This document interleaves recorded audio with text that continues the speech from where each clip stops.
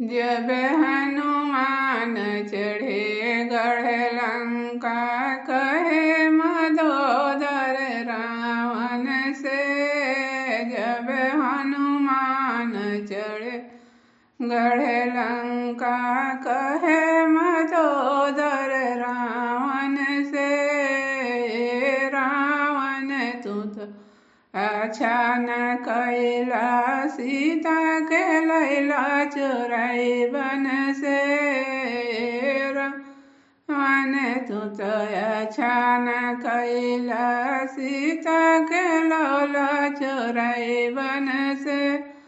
जब सीता रहली बारी कुंवारी, जब सीता रहली बारी कुंवारी, कहे न लौला जनकपुर से। कहे न लौला जनकपुर से। अब सीता भैली राम जी के नारी, कहे तो लौला चोराई बन से। अब सीता भैली राम जी के नारी, कहे तो लौला चोराई बन से।